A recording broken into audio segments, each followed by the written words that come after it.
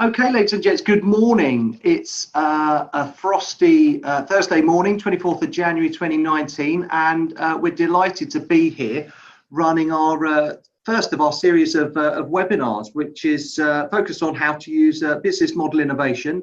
And the Thames Valley Chamber is running this in partnership with Business Navigation Services. So delighted to be here. I'm Gavin Spencer, I'm head of membership here.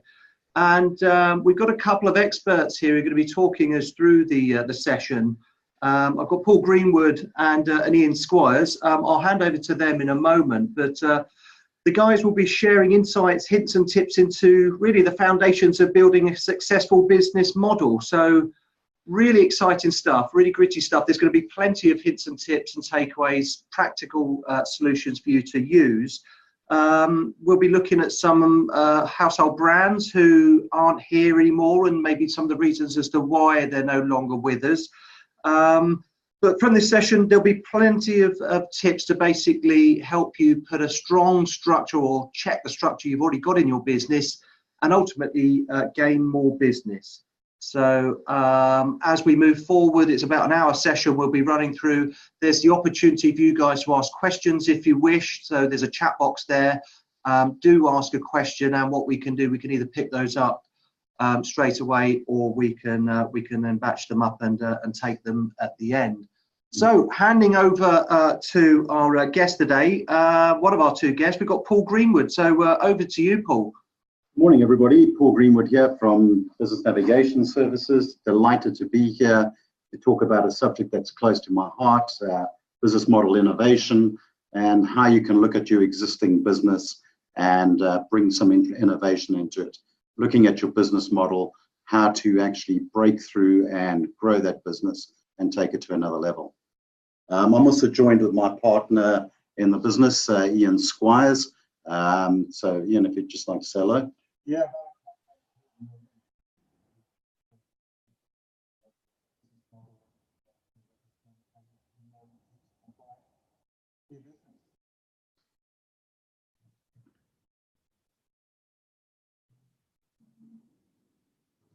So what we thought we'd cover today is basically just go through this following agenda, looking at what is a business model, the types of business model designs that you can use to actually rejig your business. Is your business model fit for its purpose, and what can go wrong with that business model if you haven't anticipated any changes? The key elements to business model design, the issues a business model can solve, and then we'll open it up to a Q&A session, and then we'll share some of the business modeling resources that we use, and we will then give you some details about our next business planning webinar.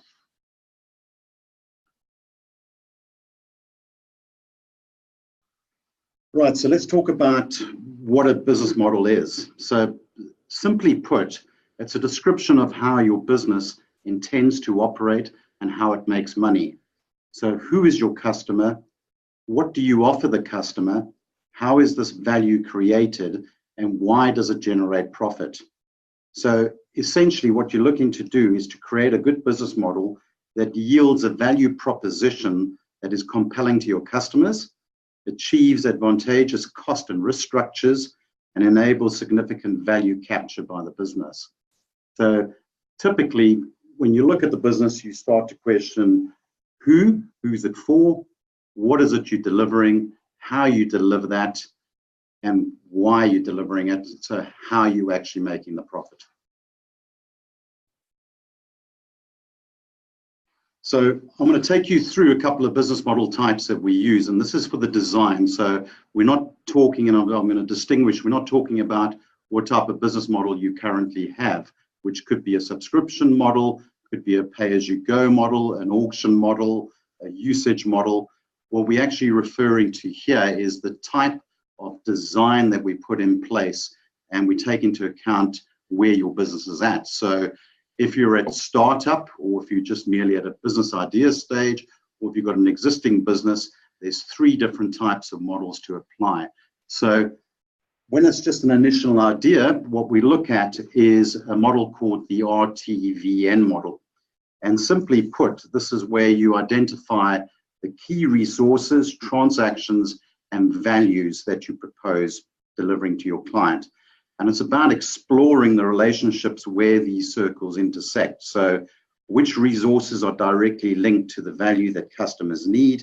How and why do you need the customers? Why do those customers need that value? Is there a specific sales channel that you will use? What resources will be required to establish those channels? And how will you link those resources to the actual transactions? Do you have customers or complex transaction requirements? And do customers avoid actually adopting new products or services? So how have you tied those customers in? And we then look at all of that and develop, test, and put the narrative together to see if all the parts work. So this is really a simplistic diagram of the idea testing those relationships. If your business is actually in startup and you're all about trying to get traction, the most applicable model to use here is the lean canvas, and really you focused on looking at what is the problem that you're actually solving and who you're solving it for. The model that we'd use for an existing business and really to bring about innovation where you've already got the traction is the lean business model canvas. And this is the model that we use most often. It goes into a lot more detail than just focusing on the problem to be solved, but actually goes into more detail on how you're going to solve it, what channels you're going to use. So we will run through those elements in a few minutes.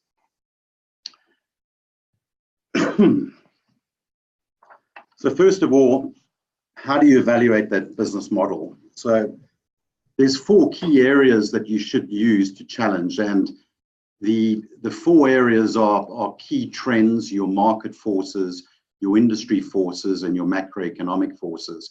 So getting your canvas on the, up into place is about challenging your existing model that you've got in place with these particular 4 elements. And I'm just going to save time, go through just an example in each area. So for instance, on key trends, I would look at regulatory trends. So something that's happening right now is the London congestion zone. So that zone is about to increase in the size of that, and what's going to happen is the increased regulation is going to force existing businesses like transporters, delivery type operations, anybody that's doing deliveries into that zone is going to have to move to electric vehicles.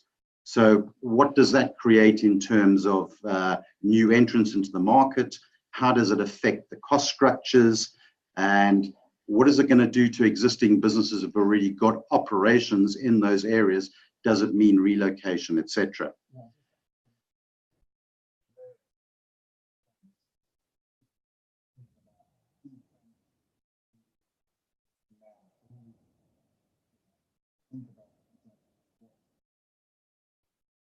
Absolutely. So to give you another example, let's say around market forces, one of the market issues that the pharmaceutical industry currently faces is that there's an absolute massive increase in the cost of healthcare. So how does that impact their businesses? So what you're finding is that there's an emphasis to shifting to treatment to rather than prevention. So how does that impact a pharmaceutical firm, and what do they need to put in place to change their business model? Other areas to have a look at, things like the industry forces. There could be things like substitute products coming in. And a classic example to use here would be the introduction of a smartphone. So what has the smartphone done for firms that have traditionally built normal cameras? As people start to switch their usage to smartphones, the demand for normal style cameras changes. How do those impacts actually happen? And these are just practical examples to use. In terms of macroeconomic forces, one could look at What would be the impact of commodities, changes in typically like change in the price of oil? What does that do to the cost of distribution? And can you pass those costs on? Can you switch to alternatives? So can you go from internal combustion delivery system to an electric car delivery system? All of these type of practical things you've got to look at and how that changes the model.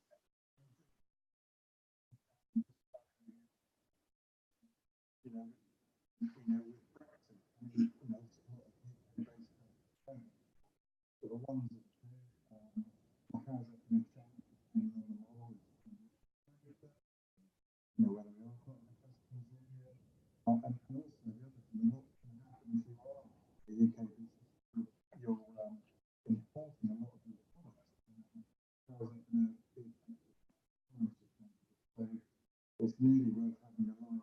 Business model, just to have a look at that one thing alone, and it's a great tool to think through how you need to that kind of thing. Because whatever's happening, there's always a way through it. It's just finding the right thing.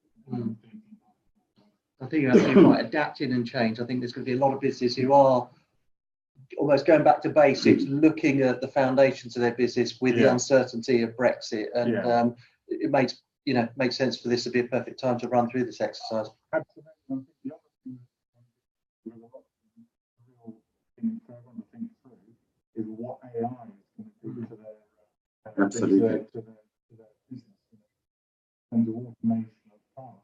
So the classic would be is from a legal practice, and automate, and we can create AI that can read sort of 4,000 page agreement. What difference does that make? How does the legal have to act itself in its pricing strategy when we're moving to the increasing impact of AI? For example, another classic in terms of change is the accountancy services and how they're facing up to the cloud. Increasingly, the clients are able to do more of their own bookkeeping systems like Xero. What is the role of the accountant in the future? Yeah, and from a practical perspective, if you're familiar with doing your annual business plan, and I hope everybody does do their annual business plan, this is typically the area that you would bring under your SWOT analysis, and you would use these areas in the 5-porter box, looking at the different market forces. So this is really useful to actually do before you actually do your business planning, getting a really good picture of the overall business model and how these impacts actually impact the current business model before you actually write that plan. And it makes it a lot easier to actually do the business plan once you've seen the whole picture on this. So moving ahead, we will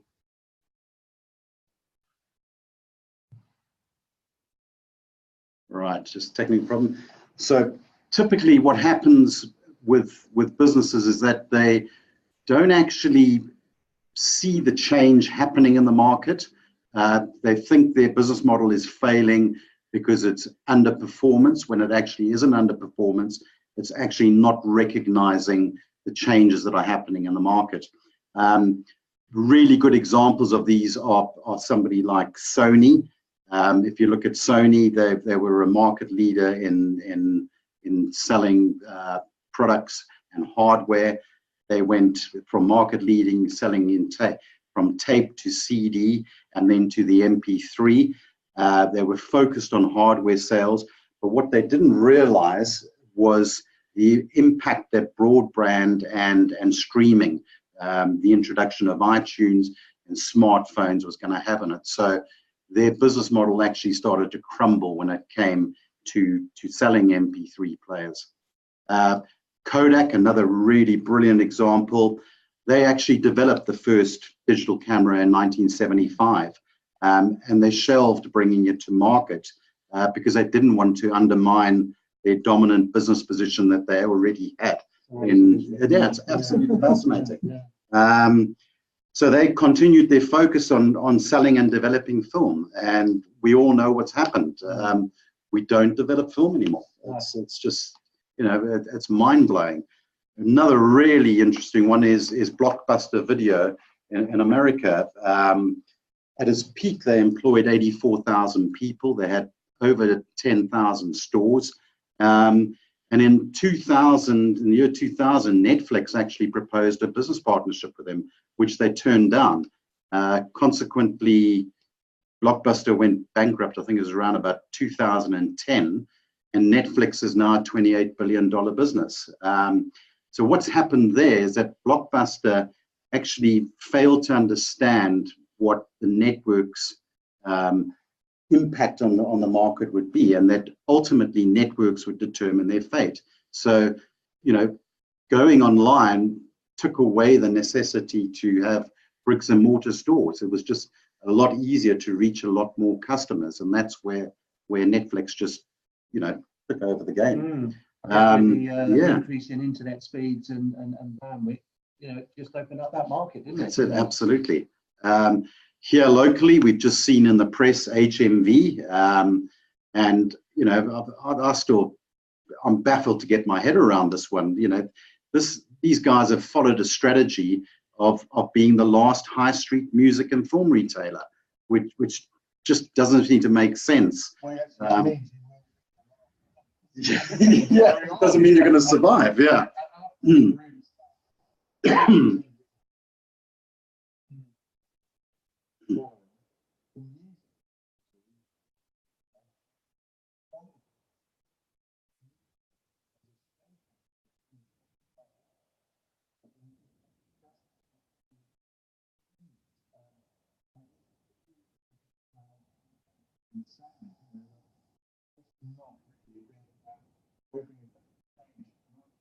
It's a great opportunity for that business to still be here. So we've got great. How would you use it?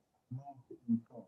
What do you need to do? Do you need streaming business? Do you need other things? As young consumers from online.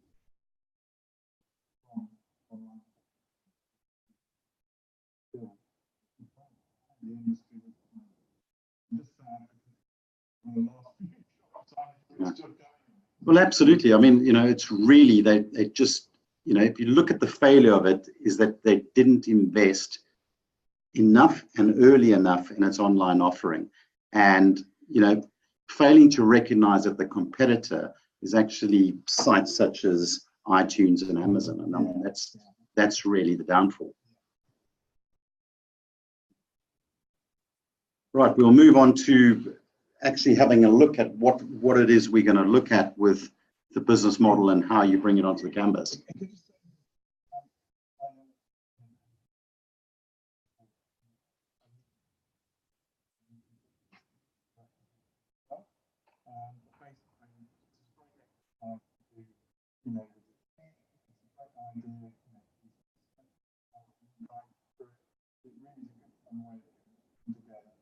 Really look at the business, really have a look at the business and how to get the changes affecting it. So have a look at this carefully as we go through, because we're going to give you a link so you can put this into practice yourself.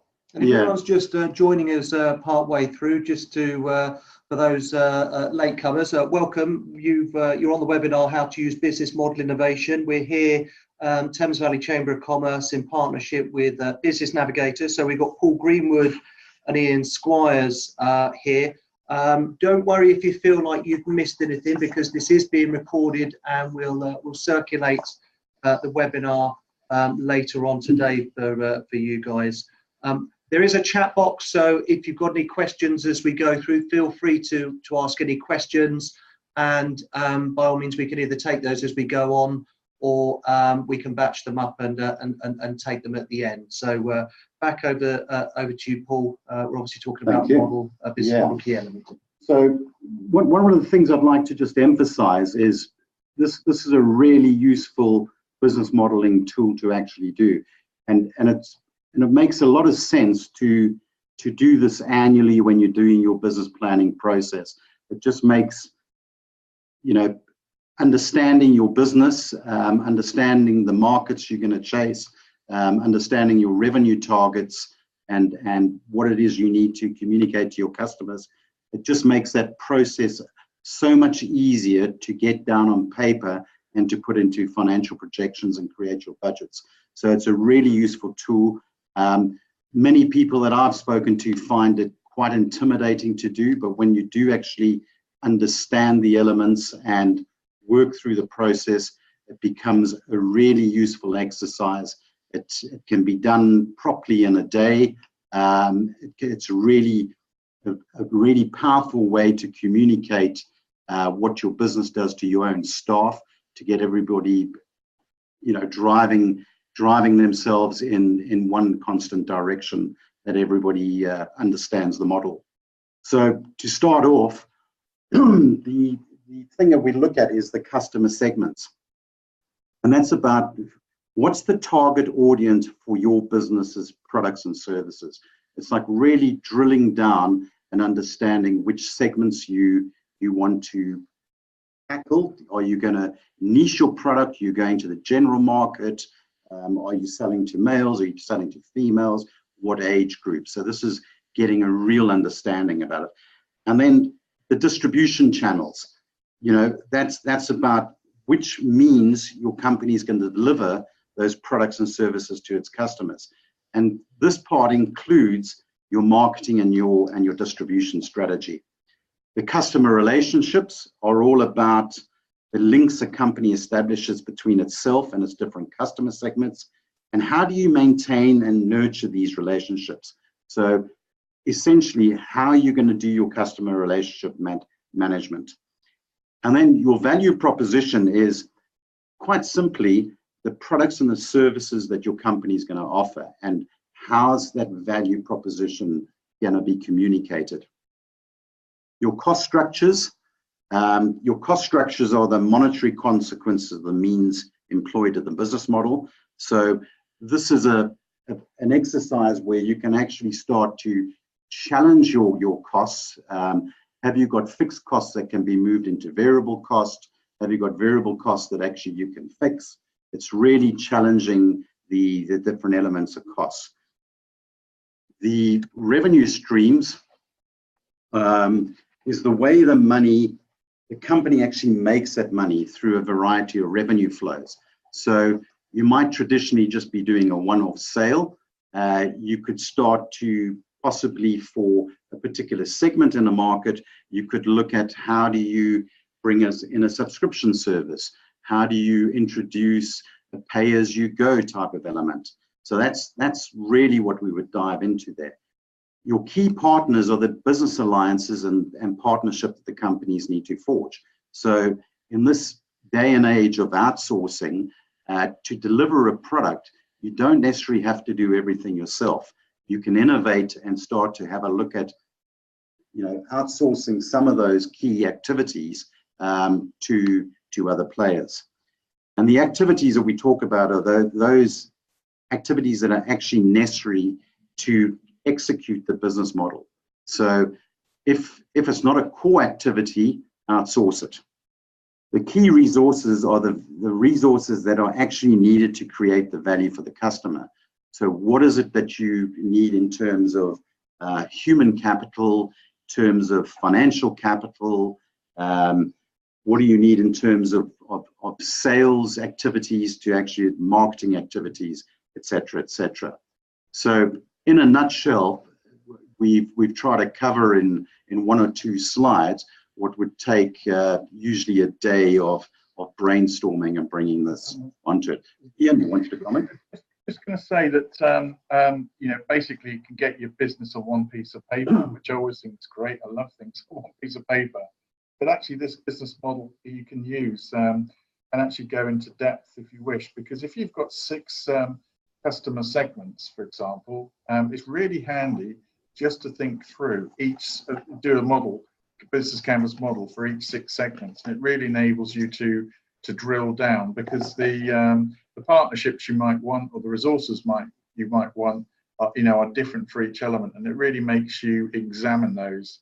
And things like the costs element are really important, because this is how some people, when they've looked at traditional models, can see gaps. you know, and we'll talk about it a little bit more, but, you know, you can see by doing this sorts of exercise, you know, how you can be like Airbnb, the largest sort of seller of space and rooms and accommodation, and they don't own one property. Yeah. So, you know, the old model would be, oh, great, I need to spend 5 billion buying, you know, 100 hotels, high grade to sell that number of rooms. Well, Airbnb have done it without any capital investment other than an IT platform, and gained worldwide domination of that market. Fascinating, isn't it? Yeah, and it's just by really looking at this, it really makes you think about the different elements of your business. Yeah.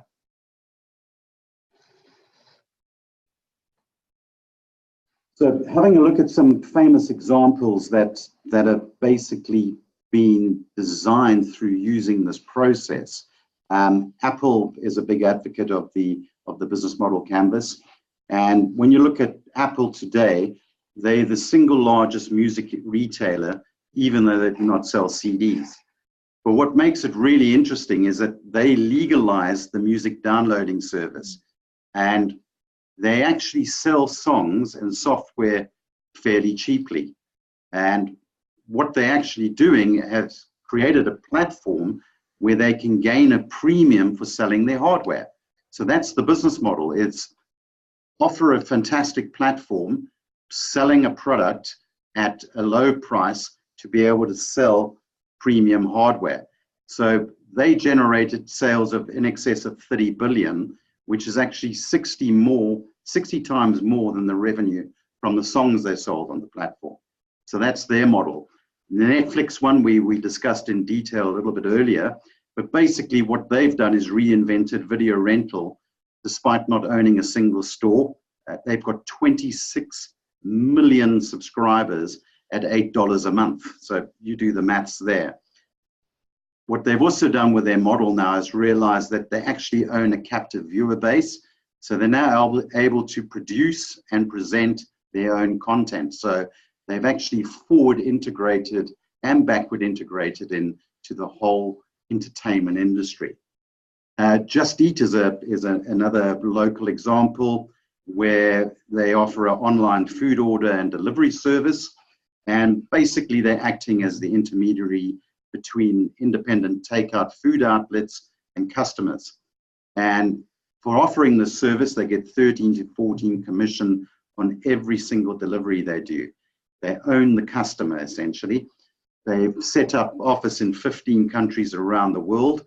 They've got 30,000 restaurant partners on their platform and 13.4 million customers as a result of the technology that they've created. Another fantastic example that everybody tends to know about is Uber. They began as everybody's private driver, and they've basically quickly grown into the largest global logistics player, transforming a whole industry in the process. They do 10 billion trips per annum with 75 million riders in 65 countries, and they do not even own a single vehicle. But what is interesting that, you know, whilst you do this innovation and test your business model canvas, there are areas that are flawed in Uber's business model. So one of the areas that they didn't do correctly was actually have a look at what regulatory forces were actually happening in each market. So for instance, launching the service in London, they came up against a huge campaigns against them from taxi drivers about being licensed. So this has challenged the whole legal aspect of, is Uber actually allowed to be licensed? And they face this problem in another number of countries. Basically, and what these big tech companies do is they don't see barriers, they just push on as far and as quickly as they can. In some ways you could argue they say, well, the rules don't quite apply to us, and they get a long way, you know, use some legal expertise to extend the time before it comes to the crunch. But what they're really doing is they're all of these fast track, let's get scale, let's get size, let's gain market share, see no barriers, and then they get to scale. They do hit a few hurdles in the end. A classic, if anyone watched Panoramas with Deliveroo, gone at a great rate, And actually what they're doing is creating their own restaurants, even though you think they're just Deliveroo.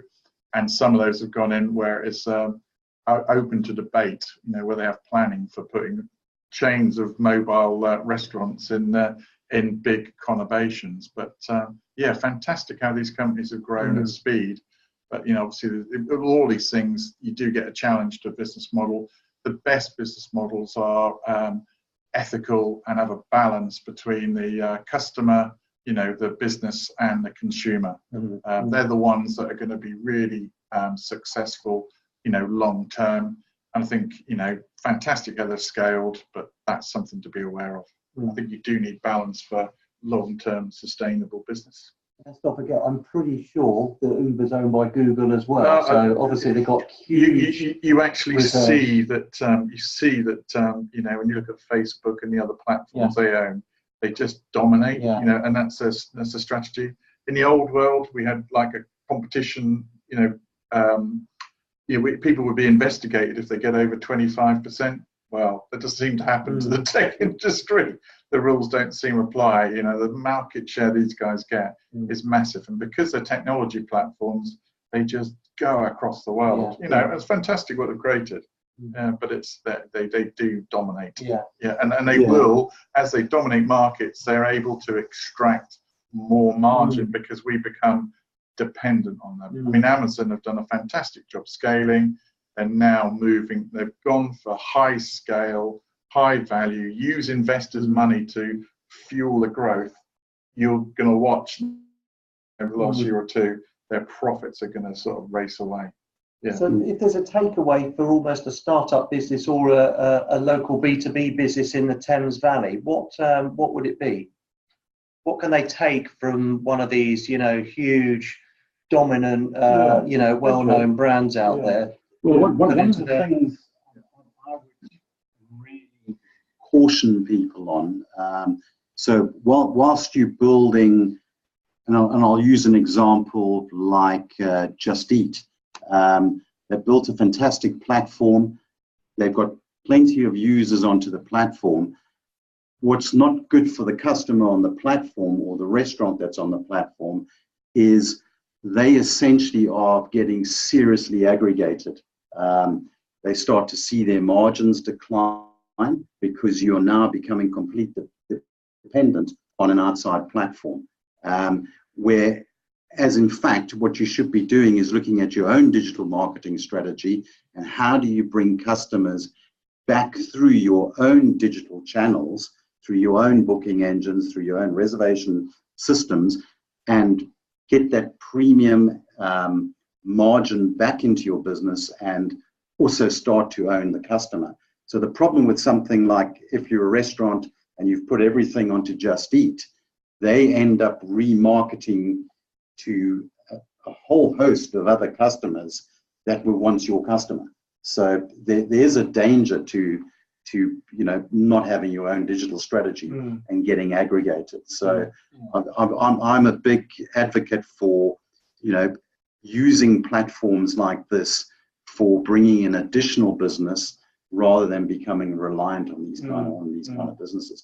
And that's what if I was doing a business model canvas with a restaurant chain, one of the channels that I'd be looking at trying to help them with is how do you get the traffic to come through your own reservation systems. So make sure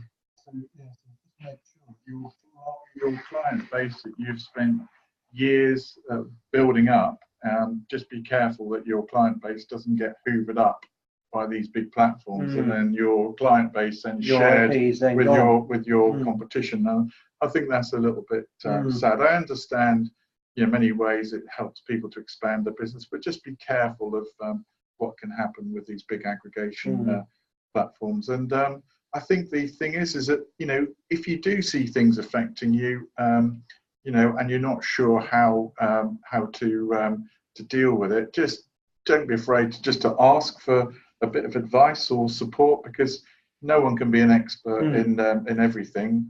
So if you do see change, just talk to the chamber or someone like ourselves, do a bit of research, just so that you can see how to manage this challenge. A sanity check. Yeah, because I think the worst thing in the world is not facing up to change.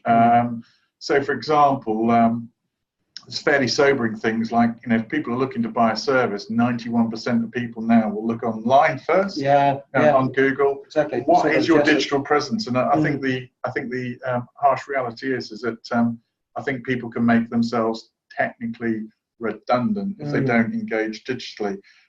One of the things I see, I've got with the younger generation, they're so tech savvy. If you can't communicate with them in the way that they want, they are not able to do business with you. They'll just flick straight on in a nanosecond to the next thing. So the days of the likes of myself, I like to pick a phone up. I like to speak to people. You're old school. I'm old. I love to look someone in the eyes. Yeah, absolutely. And I love the digital world, and I understand what it's doing.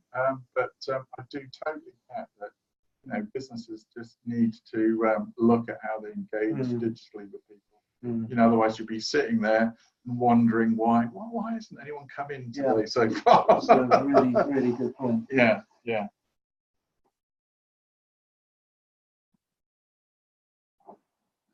Right. So what I'd reiterate here, that the success of doing this process is having a good business model, challenging the business model, and then executing it properly, and that will give you the success.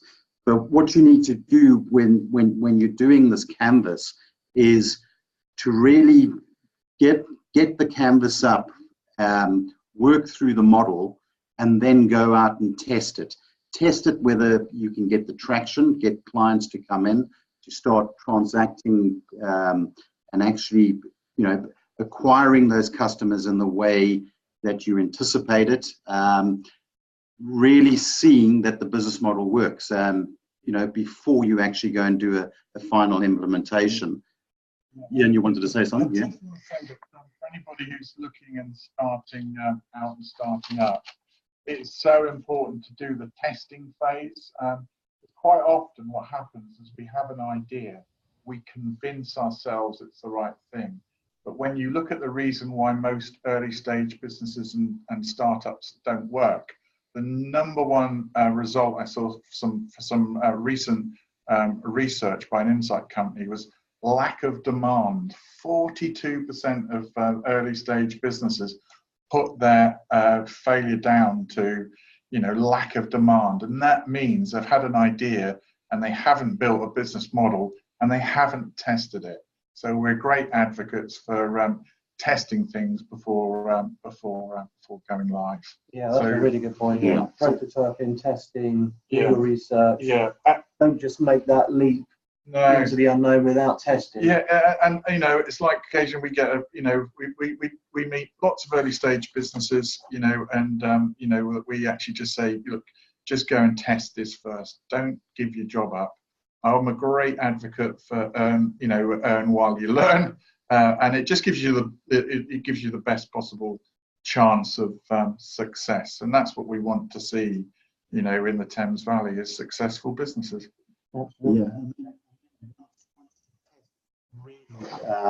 Running this through financial modeling to test your revenue assumptions, to make sure that you've got costings right, and make sure that once you do get traction, that you're actually doing it at a profit.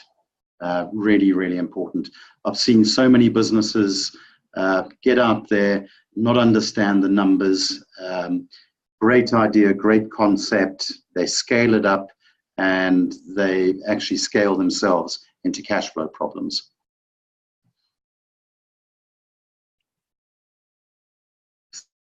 Issues that the business model can address. It's a great way to look at opportunities to reduce costs.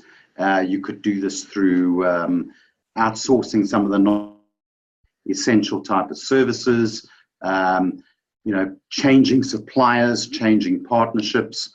You can look at changing the markets that you're going to chase over, maybe finding some niches, looking at your competition. And when we say looking at the competition, is really getting your key 4 competitors and actually having a look at what their business model canvas looks like. And then you can really understand how to make change and how to attack that market.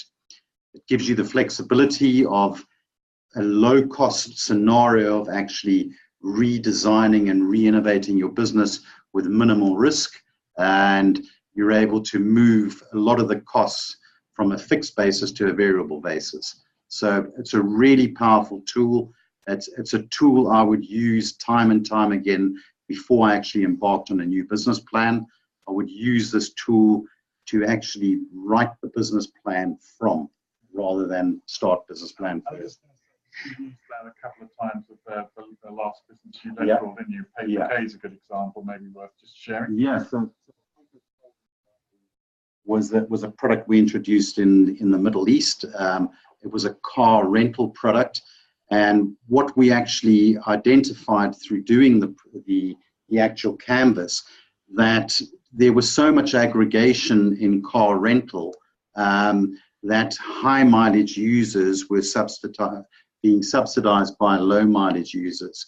We went and then identified who those low mileage users were, and the particular market was Dubai.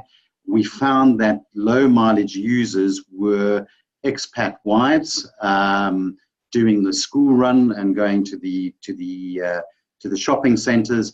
And what we found was that they were doing, in mileage terms, less than 10,000 kilometers.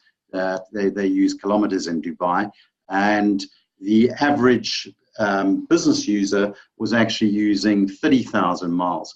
So we developed a product where we took the fixed cost of the vehicle over 24 months and got that cost fixed, and then we took the mileage and service costs and related that back to a kilometer. So what we found was, by chasing a particular market segment using a web-based app and a mobile-based app, was that we were able to capitalize on the expat wife market, and we grew our fleet from a base of 1,000 to 3,000 in the space of a year, just because we had focused on a particular area. And we were able to offer motor vehicles at, on average, 30% lower than what the competitors were offering them at. What we didn't realize at the time with the business model is 2 years later, we found we also got higher resale values on the vehicles, because the motor dealers were really interested in the low mileage stock that we were offering. So we got better residual values as well.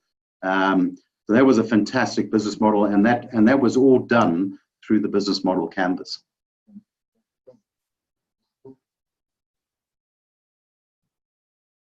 Yeah. A couple of things I think that if you've enjoyed this, I think we have to give a lot of credit to Strategizer. They're the people who developed the business model canvas, and it's really interesting. You know, they've got a very good website address you can see there, so you can actually buy their book, but their book is online and you can download their tools. I think there's two main books that are interested, you know, business model generation and also design value proposition. So one is really good on the business model, one is great on how to design new services. But you'll find them both there. Really good site, very good company, and they make their tools available. And that's a classic. They changed the model for a book so that effectively you buy the book and then you can get the tools online. And the reality is they make a lot of their revenue from running some very high cost business modeling workshops, but it's so useful that people are paying a couple of $1,000s a time for that. Wow. They're doing them worldwide, and they're recognized leaders. The other book I recommend, not as well known, but it's one that I use, is the business model book. You know, and that's great. Again, both available on Amazon and promoting the old world Waterstones as well. We got to champion some of the people that have fought their way through. They've fought their way through the Kindle battle, so it can be done. And a lot of that is by creating great local stores run by the booksellers. So I still like a book as well, a real book. So yeah, that's a really good book because it takes you through the different types. So when Paul was talking about the different models earlier on, that will go into that you use at different stages of your design. That book takes you through in more detail. And the other thing that we do with our clients, because it helps us, is that we also have a business model questionnaire download, and that on 2 pieces of paper enables you to assess how robust your business model is. That's a good starting point. If you score highly on there, great, crack on, keep doing it, but don't get complacent. Review it all the time with the speed of change.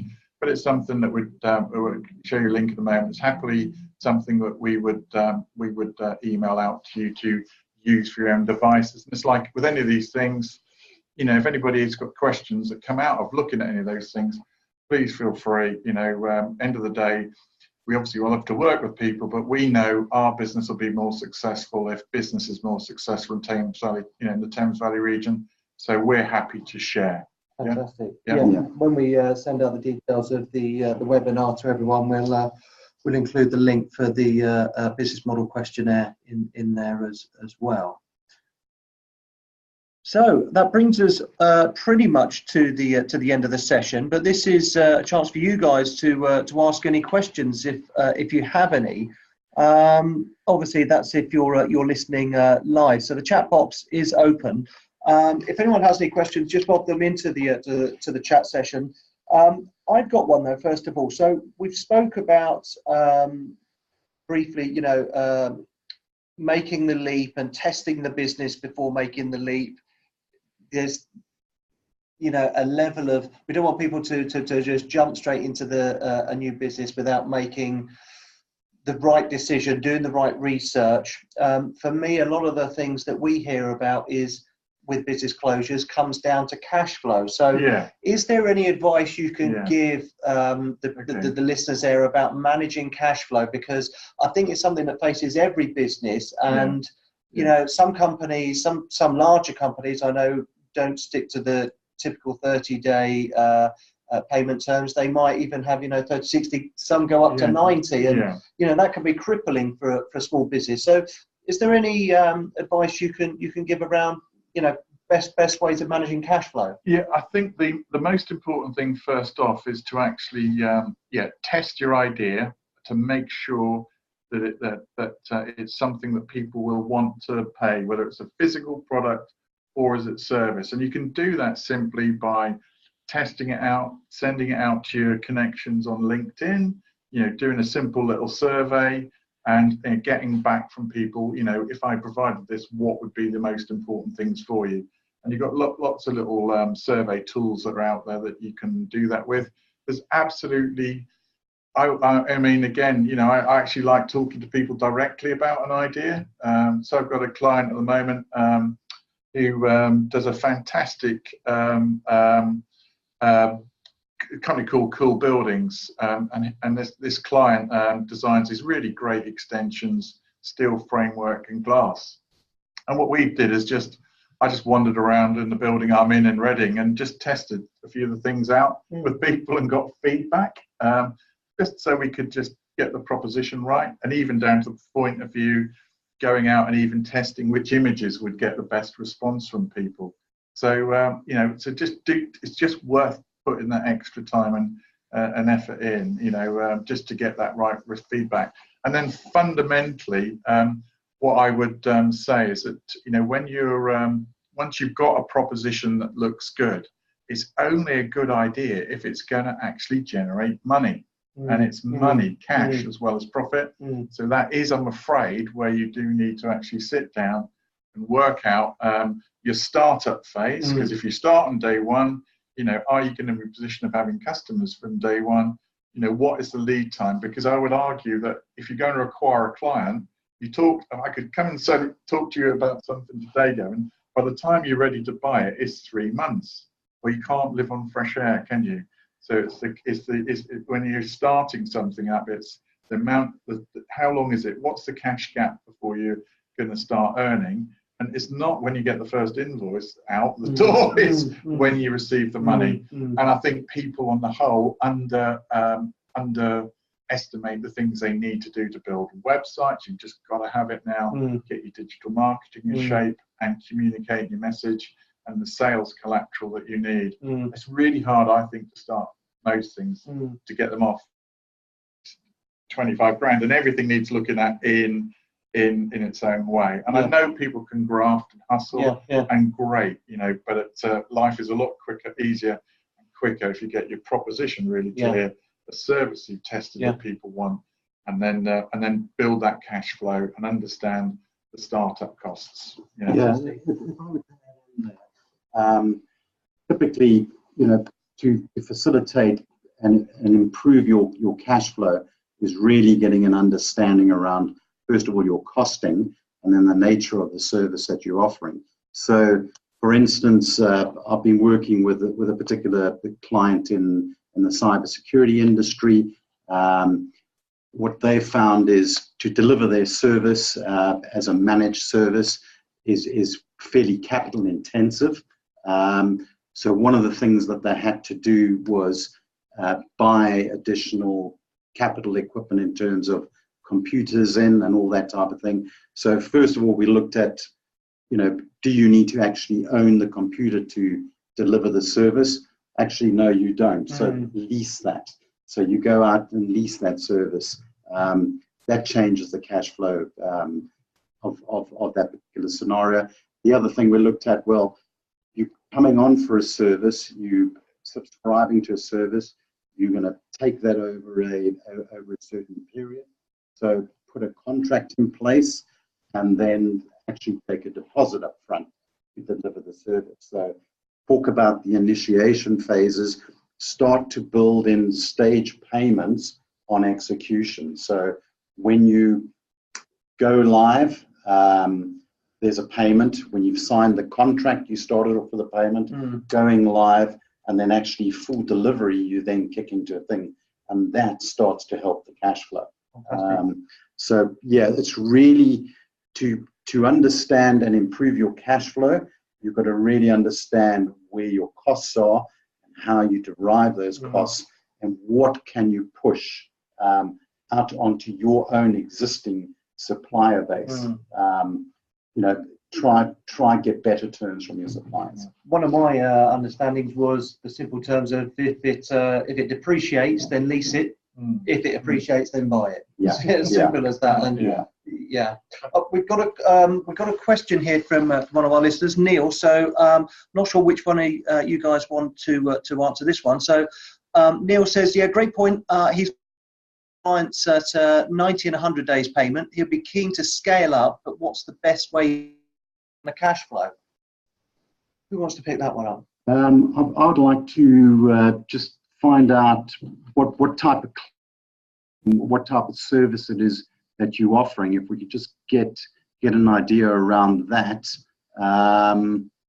you know, that would probably make the question a bit easier to answer. Okay. Yeah. Well, in generalistic terms, Neil's come back. It's a consultancy business, but okay. Yeah, I think if you wanted to cash flow, one, I'd work out what the funding gap is if I scaled up, so I can see, you know, the costs I've got to pay in advance of getting revenue, and then I would, if it is a scale-up opportunity, there is growth to improve margins, then I would either look at what I needed to do with, you know, maybe potential more investment in the business if it can scale, bring some other people in that can scale it up.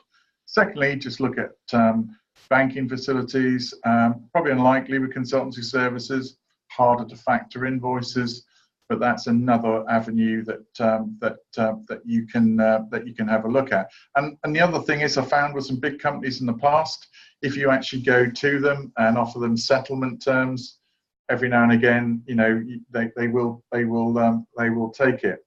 I mean, there are some good examples, like someone like Sainsbury's, you'd think, okay, big supplier, might be hard to get money. Well, they're a bank as well. So I know of a company that traded with them, and they get their invoices paid within 5 days. Oh wow!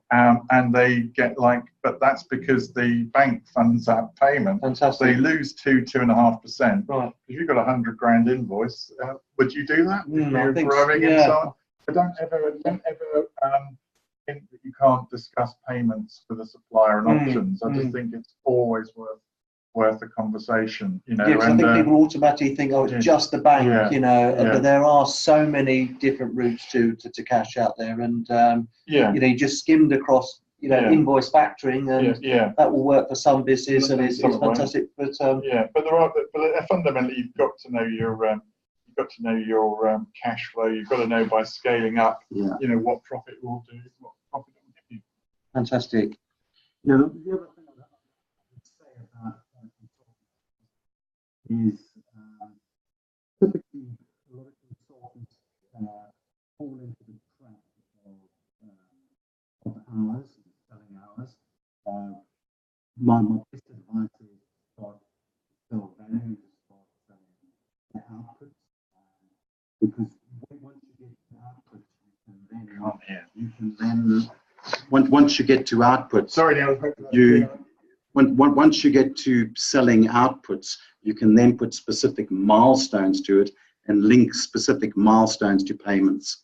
So, you know, that's really an important issue for me. Another one on consulting is really taking an upfront payment, securing upfront payment before you start to do the work and start to mobilize your own assets. Yeah, more than happy. You know, and Neil, no obligation at all. Happy to have a conversation after the webinar if that can be of any help at all. But I can understand the challenge. Big auto and aero sector companies, they might well have very strict purchasing rules. But I think a lot of it comes down to, you know, what is that gap? You know, are there other opportunities to get funding in? You know, but yeah, we just need to look at something specifically. They're general areas that we would look at. Okay, well, I can see there's a few other questions there, but I'm conscious of time. So what we'll do, we'll start to wrap up. By all means, the contact details for our panelists will be at the end of the session, and by all means, if you want to obviously drop them a line, you can do. As I mentioned at the beginning, this is the first of a series of webinars we're doing on a monthly basis. Obviously, completely free, open to members and non-members. They'll all be uploaded, so they'll be available from our website at a later stage. So 21st of Feb, we're looking at business strategy for growth. Then we'll be moving on to maximising business performance. And then we'll be working with Sandler Training with a sales masterclass. So that should apply to all businesses, no matter how big or small out there. And we're delighted to be working with you know, Sandler and our team with us today. So contact details here for Paul, and obviously my contact details if you need anything from the chamber. It's been fantastic to have you guys here with us today. I think that was a really good session. We covered a lot. Yeah. Are there any final comments you want to throw in? I think I'll just give it a go. You know, just download that business model canvas, or first off, have a look at, evaluate your business model. But there is significant change going on in the world. You know, I think of nearly everybody I look at, there's change going on. You know, just look at it and deal with it. You know. And get yourself on the front foot, because if you do it, you will be ahead of your competitors. Take the time out to do it, and I'd literally go on record and say, I guarantee you that you will find an opportunity in your business and your market if you do it. Fantastic. Okay, positive words to finish on. Thanks everyone for listening, and hopefully we'll see you back for our next session, which is available on our website, thamesvalleychamber.co.uk. Thanks everyone.